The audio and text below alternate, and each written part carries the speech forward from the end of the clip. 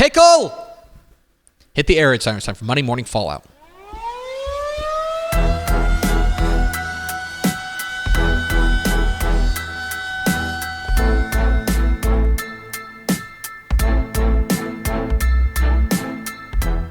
Monday Morning Fallout.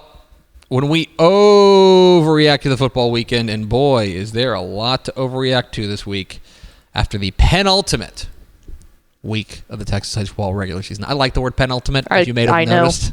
It's a good word. It's a $2 word, as my dad would say. Yes, so a lot to overreact to in Week 10 of the Texas high school football season. We'll start with my opening kick. Momentum isn't real, but confidence is. I've said this before. I don't believe in the idea of momentum in sports. I just don't. I think that, generally speaking, like, it's one of those things where it feels very post hoc in the sense of like, oh, the team had the momentum, which is why things went well. But like, what if the other team just makes a play? Like, what happened to momentum? I don't think it's predictive, is what I'm saying. I think that it's something that we associate narratives to because it's easy and because it's fun. But at the same time, I don't think momentum is necessarily real. I actually got in a fight with Ray Gates about this in a watch-along. Do you remember that? Yeah, because Ray Gates was right. He's wrong. Great This coach. is the weirdest hill for you to die on, in my opinion. But here's what I do believe in. I don't believe in momentum, but I do believe in confidence, especially in Texas high school football where we were dealing with 16, 17-year-old, 18-year-old athletes, right? I believe that confidence can be a huge boost for a team. And I'm a big believer in that. So I want you to think about, for example, a team like Munster coming off of a really resounding win over Collinsville on the road to take command of, I think, Region 2, certainly to win the district championship, and especially to play the way they did in the second half. They were a team that if you're Munster, you're brimming with confidence, especially a youngish team with a lot of young pieces. They're brimming with confidence. The same goes for Graham. Graham, a lot of hype around this game with Brock. A lot of hype around it. And Graham went out there and made a real statement as far as Region 1 is concerned in 4A Division 2 and said it goes through us. A dominant, decisive, clear performance that they've got to be brimming with confidence as the season goes on. And then a team like Fort Bend Ridgepoint to beat Fort Bend Hightower last week, awfully impressive. And to win especially with the playmakers that they've got, they have got to be brimming with confidence. And I mention this because we are entering the good part, right? We are entering the playoffs where everything has to be lined up. I don't believe that one win makes you more likely to win the next game. But what I do believe is that if you are confident heading into the next game, that is going to help. And teams like that got big wins in Week 10 have got to be brimming with confidence.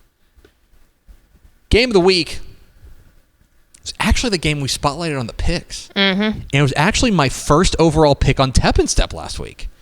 Corpus Christi Flower Bluff 28, PSJ North 27 in overtime. A fabulous game. Just absolutely spectacular. It goes to overtime, a low-scoring, hard-hitting slugfest. PSJ North led 14-7 at half. It ends up going to overtime. PSJ North gets the ball, scores, misses the extra point. Corpus Christi Flower Bluff scores in their possession, kicks the extra point, and wins to remain undefeated. All you want with games like that is close, competitive, high-octane, high-drama, high-leverage plays. And Flower Bluff came up with those plays. I don't know that I bury PSJ North. I think that a 1-point loss on the road against an undefeated team is a pretty good loss. But I will tell you that if you're Flower Bluff, you're feeling like the world is your oyster and you can go out there and make some noise when the playoffs roll around. A huge win for Flower Bluff in the game of the week. Time for my play of the week. I'm going to Decatur, where their wide receiver, I believe just a junior wide receiver, Chase Berg, in a big game with Springtown, came up with one of the more remarkable catches of the year. Excellent defense from the Springtown defender here. And Chase Berg said, nah, doesn't matter. Good enough to be my play of the week.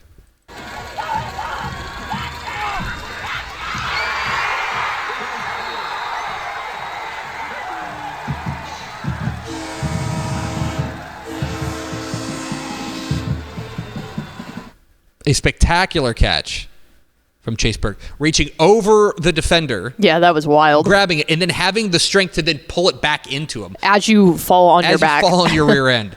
A wild play. Again, great defense by the Springtown defender. But Chase Berg, too strong there. Fantastic play. Good enough to be my play of the week. Time for the Dudes Rock Dude of the Week. This week's Dudes Rock Dude of the Week. The dude who duded the hardest. Hashtag Dudes Rock. I don't like duded.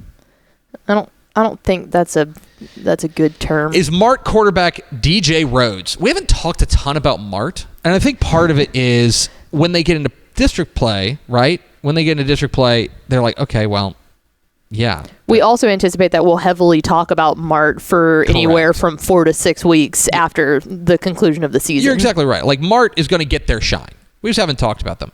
But last week, in their win over Frost, 72-8, I don't think you could ask much more of their QB1, DJ Rhodes. He goes 17 of 24, 298 yards, 3 touchdowns passing, carried the ball 11 times for 181 yards and a touchdown on the ground. Pretty good. You know, we don't talk about Mart, I think because they're kind of a known commodity. But DJ Rhodes is a name you need to know, the quarterback for Mart. He is our Dudes Rock Dude of the Week. Hashtag Dudes Rock. Time for the NFL Minute. My mom, our chief NFL insider, is still in Italy. That rocks so hard. She's in Verona. Oh, nice. But she took time out of her busy schedule, eating pasta and drinking wine and seeing things, to file this report in the NFL Minute. Hi, this is Tep Mom reporting the NFL Minute for this week. I am highlighting the New York Jets' surprising win over the Texans on Thursday night. These New York Jets played Texas high school football. Thomas Monstad went to Pearland High School. Anthony Hines went to Plano East High School. Sam Equivon went to Garland Lakeview Centennial. Michael Clements went to Saxe High School. Xavier Newman went to DeSoto High School. Xavier Gibson went to Woodrow Wilson High School in Dallas. Solomon Thomas went to Coppell High School. Cowboy fight never dies. And finally, Garrett Wilson, who was the hero of that game with so many receptions, went to Lake Travis High School. That's it from Verona, Italy. We'll see you later. Bye. Thanks, Mom. The NFL Minute with our chief NFL insider, my mom. She never misses. She never misses. She is up to date. Like, you should see her like Central Command when she's watching all these games and just like the notes she's taking. The fact that she was able to make Central Command mobile is the most impressive thing, because it's a lot of technology. She doesn't sleep. No, she doesn't sleep. She stays grinding, and we appreciate her courage at the NFL Minute. Stock up, Prairie Lee. This is probably the first time we've ever mentioned the Indians of Prairie Lee on this 1,813th episode of Texas Football Today, and I'll tell you why. Pickle, Prairie Lee defeated Runge on Friday night by the score of 52-6. Okay? Mm-hmm. I know that was a game you were keeping very close tabs on. Yeah, I was basically pulling a Tep Mom control system on that one. Yeah. What if I were to tell you that by virtue of beating Runge, the Prairie Lee Indians clinched a playoff spot? Okay. Good for them, right? Yeah. What if I were to tell you that it's the first time they've clinched a playoff spot since 1944? Holy cow. The state's all-time longest playoff drought is over. Let's go. The Prairie Lee Indians are heading to the playoffs with their win over Runge. A chance to win the district championship, by the way. That's like super high stonks. Now, a small note. Who are they going to play? No. Oh. No. There's a small caveat. Okay. Just a tiny caveat, okay? Prairie Lee did not field a team between 1960 and 2001. Oh. Hey, still matters. That takes like 40 years out of it. I'm just saying that community has not seen playoff football. That's fair. Since World War II. That's big doings. Stonk up. Stonk up for Prairie Lee. Stock down, Seminole. What? What happened here? Hey, what happened? Seminole cruising along, undefeated, looking like a team that could make a real move. They're in 4A Division 1, right? 4A Division 2, I mean. 4A Division 2. Things are looking good. They run into a district contest with Midland Greenwood. Now, Midland Greenwood's a good team. I want to be clear. Midland Greenwood now 8-1 on the year. I'll get to their rankings here in a moment. Spoiler. And they go on the road and lose 28-24. All that means to me, and I think you're like, I don't want to overreact to one loss, right? But when you take a look at what that does for District 1 4A Division 2, where you want to finish obviously as high as possible, suddenly things get a little bit more dicey for them. And here's what I mean by that, okay?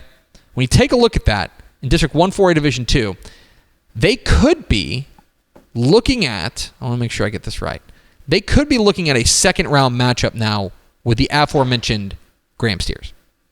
Okay? They could be. Or, let's see, Seminole now. No, they're going to be looking at a second round matchup with Glen Rose. Whew. Okay? Graham or Glen Rose. Their matchup, not favorable. Here is what, so Greenwood, assuming they win their district, right now we project Borger, Fort Worth, Benbrook, and then Brock, right? Brock obviously playing pretty well.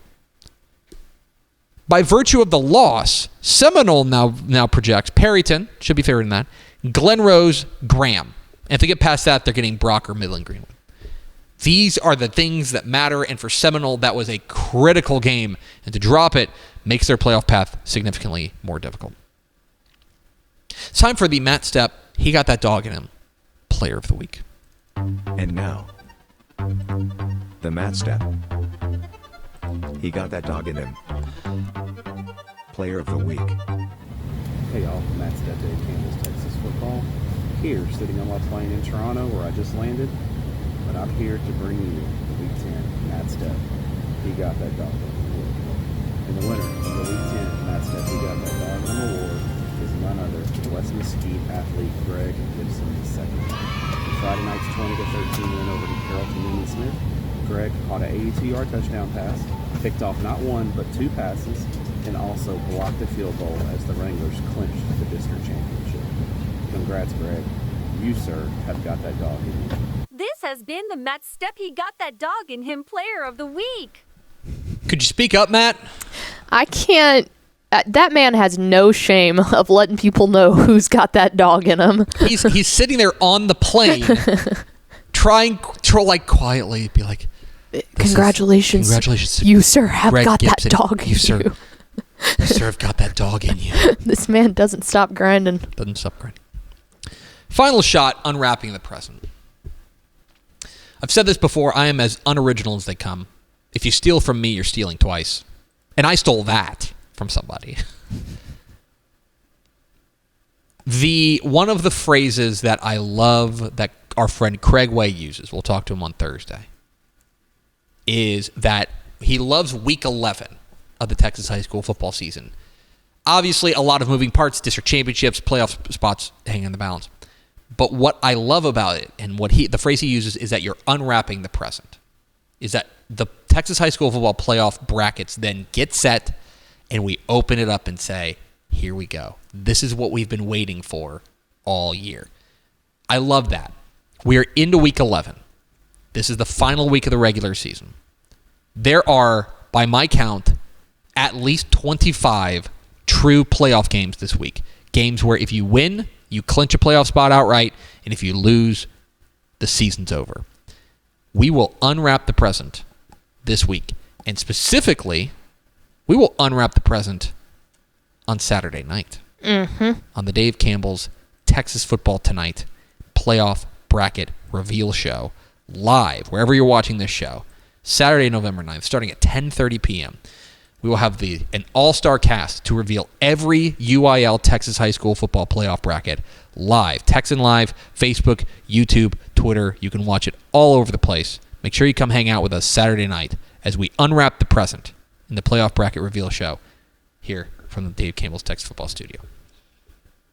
That's my final shot. That's Monday Morning Fallout.